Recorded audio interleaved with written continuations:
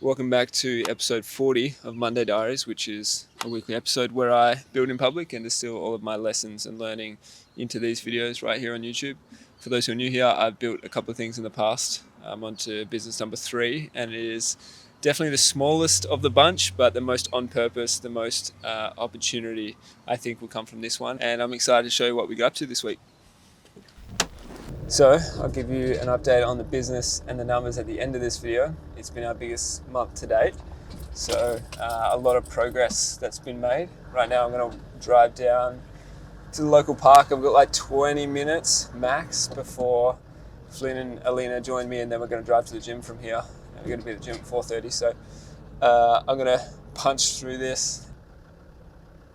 This week has honestly been a bit overwhelming. I feel like so much of what you see online is glorified and people's wins and all the rest. But whilst everything has gone relatively smoothly with this business, there are so many things that go wrong that just aren't spoken about. I face a lot of imposter syndrome. I still have a lot of limiting beliefs despite this being my third time around and millions of dollars in sales. There's so many things that still show up for me, and I know show up for people who are earlier in their journey. Revenue is not profit. That's a big one. I'm just making this shit up as much as the next guy and documenting it for you guys. So some quick wins from this week. First one is that we brought in an intern. She happened to be in Perth, so she came out for a half day, and sat down with me and just went through a whole bunch of stuff, and she's been firing ever since. That's been really helpful for us, getting stuff both off our plate, but also a nice reminder to see how much infrastructure has been built, how many systems we've built in the last 9 or 10 months in business. You kind of you feel like you're not making progress, and then you look back, especially when a new team member comes in and you got to show them the ropes. You look back and see how much you actually built. So that's stop for a second and realize how far you've come if you're feeling that way. We also have our editor on board, started to take over some of my workload. The most recent video I posted was done by him. He's pretty good at what he does, and great to have him on board. Great to get some of that workload off my chest. Although I do love the creative process, I do love making videos. I still will. I'm going to edit this video, for example, but nice to just free up some capacity for other things. We have 10 epic, authentic founders who are paid and ready to join the next intake, which happens a week from now, which is super dope. We've had months, slow months, where we couldn't even pay ourselves, and we've had other months like this month is our biggest so far, and just so cool to see the momentum and things start working after so many months of grinding and trying to, just flatlining and foot to the gas, so to speak. So that's really cool. My close rate on those calls, I hate the word close rate. I don't really like even the word sales. I think about more finding alignment. But I look back on September, I think I had 23 interviews, and 10 of them are coming on board. So not bad for a close rate for all those sales folks out there. But obviously very vetted leads, very, very vetted. As a result of that, I'm now building out a sales training. Again, don't like the word sales, but a training, and then searching eventually for a sales team to come on board and help me with that, because my calendar's starting to fill up, and right now it works, and I love being customer facing. I love being on them, but long term it's not a solution. So that's something else that I am thinking about. All right, I'm gonna get out of the car now and keep talking. For those wondering, this is the car mount I was filming with while I was driving just now. Shit feel like it came straight out of a fever dream. No, I swear. Probably not a good idea to dangle the feet off like this, but fuck it. I wanted to talk about this thing called the triangle of clarity. And I'll put a photo on the screen if you want to check it out, but it came from My First Million podcast, and then one of our guys in Art of Mondays recently shared it again, and it just really landed for me at that point in time, because I went and did the exercise, and it genuinely gave me so much clarity on what I'm trying to do, what I want to do, how to go about doing that thing. And so it's this. Where's my phone? All you got to do is draw a triangle on a piece of paper and cut it on the way down, cut it into 4 slices, and then I'll explain the rest. So the top little slice is for your mission. And your mission is what are you trying to achieve? What are you working towards, essentially? And this doesn't have to be perfect. It could be, for example, mine is a highly profitable business that embodies my values. It has uncapped scalability and it creates opportunities as it grows. It gives me the ability to retire my parents and live freely. That's like my overarching thing.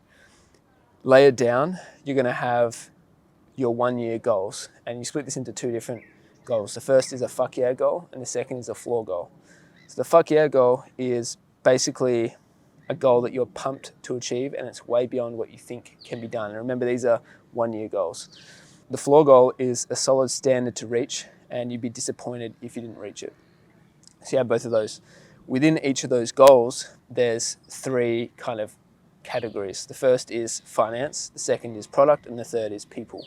So in order to achieve that goal, do it for each. What does that look like from a finance perspective, a product perspective, and a people perspective? So to give you an example, if my fuck yeah goal is X dollars per year in profit and X dollars per month in personal income in the next 12 months while working less than 2 hours a day and prioritizing my health, rest, relationships, and learning. So essentially highly leveraged income while really creating an impact in people's lives. The finance part is pretty clear. It's whatever those profit goals are. The product part can be, what is your product roadmap? What are you creating in order to achieve that goal? How many launches do you have to have? How many units of each product do you have to sell in order to achieve that? And what does that look like? And then the people goal is who needs to help me come along on that journey. So it might be sales team, VA for customer support, content team in place. And be very specific. I'm giving general ideas right now, but afternoon. I'm giving general ideas right now, but you need to be very specific. So you essentially have a step-by-step roadmap of how to get to that goal. And inherently, you'll know what that is. Most people do. You kind of know, I probably need this team in place because I'm going to be selling this many units, etc., etc. So just do the math for yourself and have that. So now we've got mission at the top of the triangle or pyramid. You've got 1 year goals split into three categories. And then below that, they just had months of the year. So you can kind of break it down into monthly increments. It's going to be a bit of an exponential curve. Typically, it's not going to be like a linear line upwards, but that's how you achieve that. Finally, two more questions that you need to ask yourself. The first is, what do I need to say yes to in order to achieve this goal? So for me, for example, that might be, I need to say yes to that coach who's going to help me with my limiting beliefs so I can raise my ceiling of what I believe I can earn and feel worthy of earning. Have at least 3 of those dot points for yourself. If you got more, add more as well. And finally, what do I need to say no to in order to achieve this goal? So for me, that might be saying no to that trip that doesn't propel me towards my goals and doesn't serve me. Maybe I need to say no to these other business ideas or other product ideas that aren't going to have the impact and I know it. So I say no to those, etc., etc. You have 3 of those as well, but if you've got more, write them as well. And then this gives you this little roadmap, this very tactical 1 year roadmap to achieve what your immediate goals are. And the last thing I'll say to that is sometimes having money goals is okay. I think there's this stigma around doing things just for the money. I think the impact is incredibly important. I think your values are incredibly important, but money is an enabler. And when you're starting out, it creates a lot of opportunities. So don't be opposed to, hey, I want to run an incredibly profitable, very scalable business. And then maybe year 2, it switches and you lean more into the value and the impact, if that's part of the overall vision. So wanted to share that. I am almost late for the gym, so I'm going to wrap this up real quick with business numbers. First of all, we've had 302 applications for Art of Mondays since we launched. We've accepted 49 of those members, and 10 of those have been in the last month, which is cool. The average member is 27 years old, and they're all lifestyle founders who care about building cool shit and balance at the same time. So we've done about 170,000 in revenue so far, and expecting some more to come through this week. Founder Sports Club update. We have 469 active members, which still includes some people that are on a trial and others that are on the new pricing model. We're about 2,750 monthly recurring revenue with that. There's a lot of back-end automation work that's been going in. Big shout out to Evan for doing that. I've been really stress-free with it and he's been snowed in.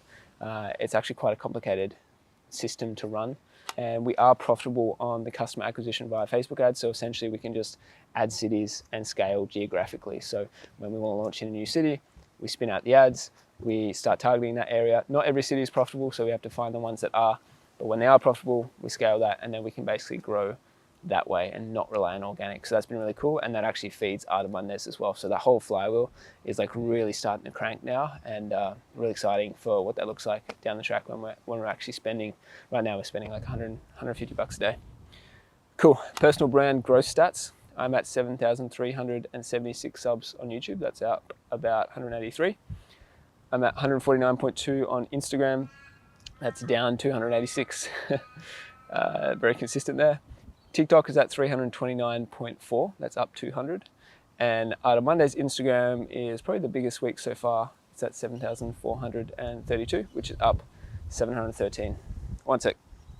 Yo. Yo, we're at the car. All right, I'm just wrapping up. You have any words to say to YouTube? Art of Mondays will be the biggest community you'll ever see in the world. Maybe we don't want to be the biggest. Most exclusive, sorry. Yeah, that's better. All right, thanks, dude. I'll see you soon. All right, bye. Bye.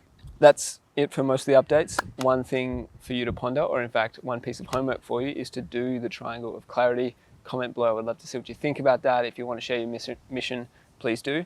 And if you want to check out what I'm working on my socials, all the links, the Sports Club, Art of Mondays, they're all in the description. And I'll see you in the next one. Big love.